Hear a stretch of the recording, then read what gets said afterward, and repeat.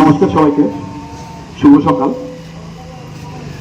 প্রতি বছরের নাই গত 4-5 বছর ধরে যেভাবে আমাদের রাজ্য সরকার কথা দিয়েছে যে অন্নদাতাদের থেকে সরকারি ন্যায্য মূল্যে ধান ক্রয় করবে, তো সেই কর্মসূচি স্বরূপ এবছরও আমাদের ত্রিপুরা রাজ্যে প্রত্যেকটা জেলাতে এবং প্রত্যেক মহকুমাতে সেই ধান ক্রয়ের যে কর্মসূচি আমাদের শুরু হয়েছে, তারই প্রথম আজকে থেকে শুরু হচ্ছে আমাদের এই ধনপুর মোটর স্ট্যান্ডে।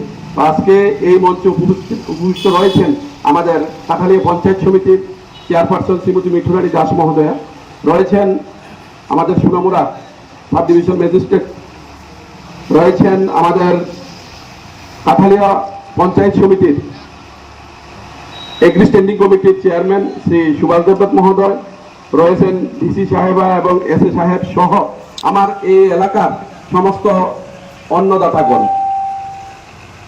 আপনারা জানেন আমাদের ভারতীয় জনতা পার্টি সরকার আসার আগে প্রতিশ্রুতি দিয়েছিল যে যদি আমাদের সরকার এই ত্রিপুরা রাজ্যে আসে তাহলে সরকারের ন্যায্য মূল্যে ধান ক্রয় করবে, যেটার জন্য আমাদের কৃষকরা গত 7 বছর আগে অনেক রাস্তায় করতে হয়েছিল। কিন্তু তখনকার সময়ে সরকার তাদের থাকা সত্ত্বেও তখনকার আমলে কোনো সরকার ধান ন্যায্য মূল্যে ক্রয় করেনি।